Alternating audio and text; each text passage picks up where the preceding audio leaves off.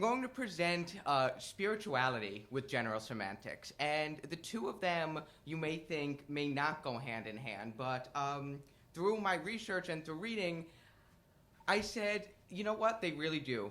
Korzybski really was a spiritual man if you really read between the lines of his text. So we're going to look at a few ways that he was a spiritual man, and we're going to give a few examples as well as a thought experiment that you are probably all familiar with. As a professional poet and a student of philosophy, I have always been obsessed with the idea of spirituality. Not organized religion per se, but rather spirituality within oneself and outwardly towards our society. You may think it's a little bit strange, like I said, as a student of general semantics, and wonder how this ties into the school of thought. Well, like I said, it doesn't quite directly do that. Korzybski doesn't write much on spiritual matters, but between the lines, he really does. He speaks about the distinction between abstraction and illusion. Life is real. There is nothing illusory about it. Yet, we continue to distance ourselves from it. That's what normal scholarly thinking tends to do. Distance yourselves from an abstract reality and go into a more concrete reality. It distances itself through non-beliefs and through the idea that if you believe in something, you can't be a true intellectual. The idea that there is a self and something rather than just what we see around us is the idea of spirituality. Through emotions, we take them at face value, but there is obviously much more to those as well. That's the essence of real work. It's something we can all work on while working on the central thing that we are called to do in our lives. We can work on being a more holistic person, and I think our society is lending itself more to that today than it ever has in the past. In Chapter 6 of Manhood and Humanity, Korzybski presents this spiritual, existential question. Since the wealth of the world is the main free gift of the past, the fruits of the labors of the dead, to whom does it of right belong? Is the existing monopoly of the great inherited treasures produced by the dead man's toil a normal and natural evolution? He goes on by explaining this question, as any good philosopher would do, and not answering the question. He explores the inventions of man and believes or concludes that they belong to all of us, to humanity, through time. Too often we confuse spirituality with religion, or the words are used interchangeably, without any thought given to their subjective meaning. Spirituality is the interior personal experience, and religion is the sacred doctrine and a holy law. Spirituality becomes religion when we try to share it with another person or generation, or at least that's what we assume it is. But we can share our spirituality without trying to create an organized religion around it. Religion is not only our shared set of values or the way we create meaning in the world, our method of contemplating the universe through a oneness, a Brahmanness, or a God. Religion is made of many perspectives and many relations, as is spirituality. So the two have overlaps, but they are not one in the same. Korzybski coined the term, the map is not the territory. Korzybski knew himself that our, quote, knowledge of the world is limited by both the human nervous system and the structure of language. However, he knew that there was much more beyond that. For the sake of analogy, let's briefly consider a full, rich, complete, and conscious life to be both the exterior and the interior, the media and the message, the sheet music and the song itself. We must make this distinction, as some people have the map firmly in hand, like looking when we're driving. Some even know it by heart, but have never once planted their feet on the ground and thought, what does this mean?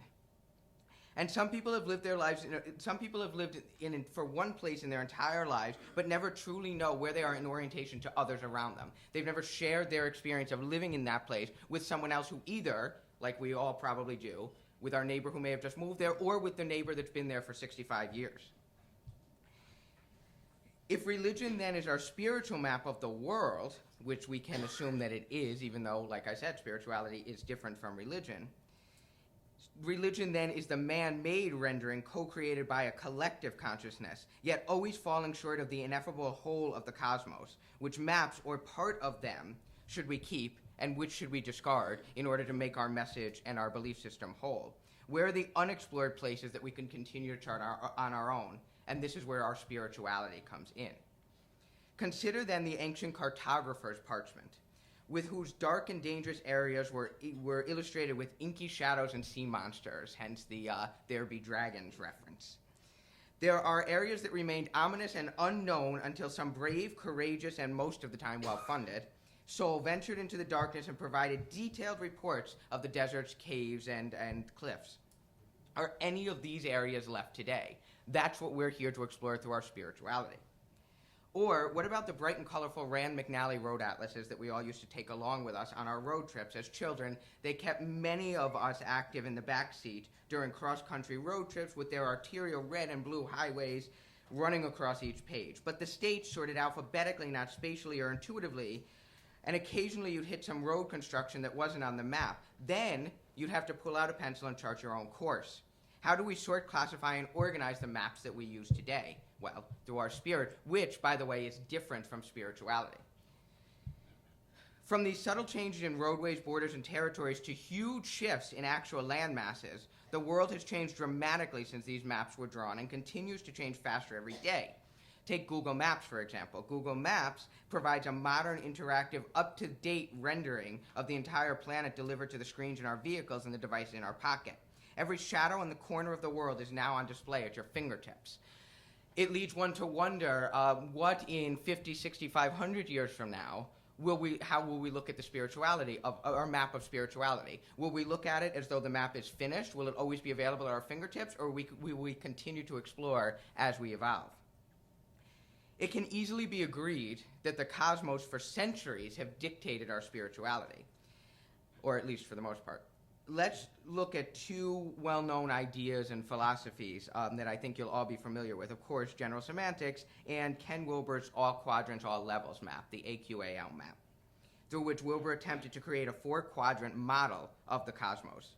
For eons, humans have looked to the stars for guidance both literally and figuratively.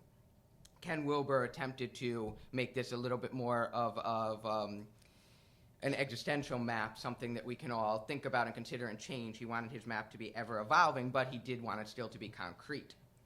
Humans have relied on the universe to guide their spirituality and have brought the idea of that the universe ending means the end of humanity. All quadrants, all levels is actually shorthand for all quadrants, all levels, all states, all lines, and all types. As we know, one of Korzybski's best slogan is, "The map is not the territory." And more specifically, a map is not the territory it represents, but if correct, it has a similar structure to the territory which accounts for its usefulness, and that is a direct quote. Ken Wilber agrees, and therefore has often stressed, like I said, that his AQAL map is not just a map of the territory to which it refers, but it is more than just the territory. It's meant to evolve, it is meant to change as the territory and terrain evolves, much like humanity. Ken Wilber, however, insists that this integral map is, quote, the most complete and accurate map that we have at this time of the cosmos and of something beyond our humanity, which, of course, is space at the time. Another slogan by Korzybski, although less well-known, appears even more fundamental to this topic. Whatever you might say the object is, well, it is not. Or, to put it a little more simply, whatever you say it is, it isn't. The non-identity between what we say it is and what it actually is has been demonstrated by Korzybski through his structural differential. Anything we can say about the object or the whole cosmos can depict only a relatively small number of characteristics of that object and therefore remain less comprehensive of the object in its reality. And that is exactly here going back into spirituality. Is it an object in reality, or is it rather just an object that we all acknowledge exists but still debate on whether or not it's useful to our daily lives? It seems that in many ways Ken Wilber also recognizes this non-identity, what we say about it, with what we say about an object, which may in his case be the entire cosmos, and the object itself, which means that what we say an object is, it isn't. However, he does not simply apply the recognition to the interpretation of the fundamental structure of his AQAL map. This structure, he insists, is a hierarchy. So it's much like if any of you were philosophy students during undergrad or graduate programs, I know one of my professor's most famous, so to speak, expressions was 2 + 2 does not equal 4. So that could mean many different things. It is what it isn't. We each have a different interpretation, and that, tying it back to spirituality, is the way we can interpret our daily lives. We can interpret spiritually, literally, or both, which is what I'm trying to encourage, and what I think Korzybski also, in a sense, again, between the lines, attempts to encourage. Now, there's another form of spirituality, and I think it's probably the most well-known form of a spiritual being, and that is silence. This can be construed as meditation or just silence in itself, being one with yourself, whether it's in your apartment, your house, very quietly, or in the park, wherever that may be, or it may be dedicated meditation. Korzybski writes of silence as what I consider a means of spirituality. In spiritual circles, the power of silence is often lauded.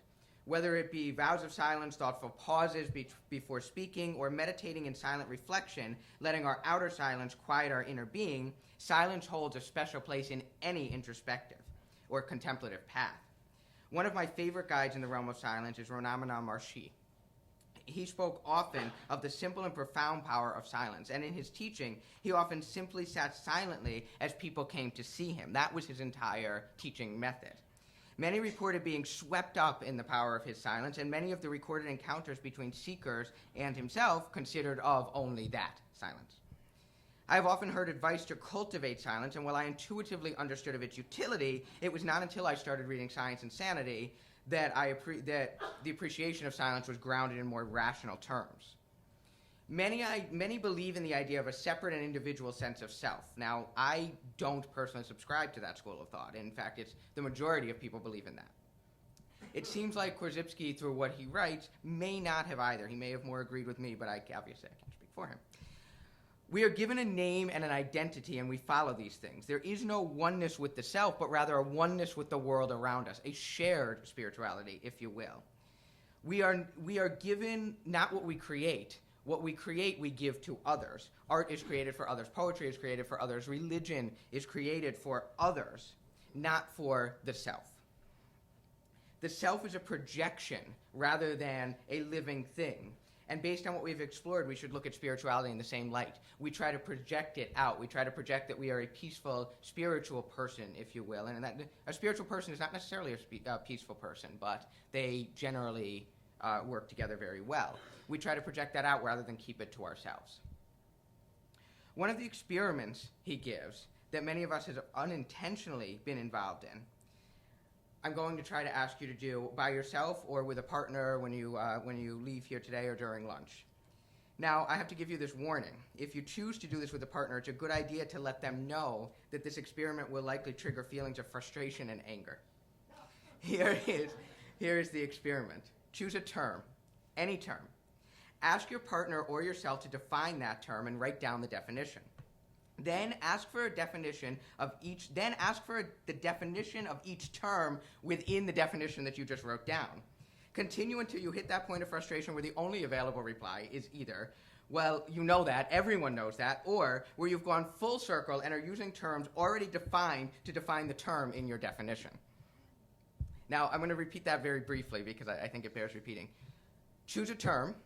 Ask your partner or yourself to define that term, write down the definition, ask for the definition of each term in the definition, and continue until you hit that point of frustration. And that's what spirituality is. When you ask what is spirituality, you've hit that point of frustration. Because you can constantly go back and forth, full circle, defining it, but what you're going to start off by doing is defining it religiously, and then you're going to move on and define it spiritually, and you're going to keep circling back and forth until you say, look, I can't do this anymore. Now, once you get there, once you get to that point of frustration, you're at the edge of what Korzybski calls the realm of silence, where the definitions actually occur within yourself. Whenever we encounter any object, our initial reaction always occurs in silence, even if it's milliseconds of silence. Words, terms, and definitions come after that, after we've processed it. Our response, what Korzybski calls our semantic reaction, occurs within that period, however briefly, of silence. Once I came across Korzybski's distinction about silence, a great relief came over me, or at least briefly, but for the purposes of today, we'll say a great relief came over me. I recognized that in my drive for definitions, I was defining myself, I was driving myself, and my circle of associations smacked right up against that impossible wall, which is actually a great moment when you realize that I'm completely done, and now I have to completely re-explore this theory. That does not make for the best relating between different human beings, but between yourself it works. Now, by recognizing the realm of silence and letting it be silence, I'm freeing myself of the impossible, and my energy is freed up for better and more successful applications. Silence is the realm where we all dwell. It's where our manifestations arise. As we can see, making a practice of regularly noting that silence and allowing it to help us respond to our spirituality. Now, to wrap it up, and then if anyone has questions, I'm happy to take them, it's important that we understand everything in life is real and not illusory. Spirituality is a map of ourselves in our life, and it's a very real thing. We choose a path on which to guide ourselves, and then upon mapping the course, we set out to live a life based on our beliefs. We crave our findings, and again, if you're a student of philosophy, rather than craving answers, you crave questions, which I think is a wonderful thing to do. We seek to find our spiritual selves, not our concrete selves. We are all pretty aware that once the concrete selves in us ends, that's it. But what about the spiritual self? And again, spirituality is separate from the soul. The soul is a completely separate philosophy, at least for the purposes of today.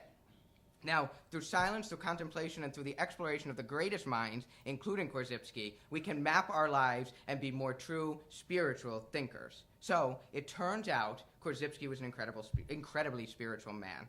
He believed strongly in the limitless possibility of human knowledge and the human spirit. We create meaning in the world through the study of the philosophies. I opened the window to seek relief from the heat, and when I did, my mind started to shake, my body started to steam, and in an instant, I was gone.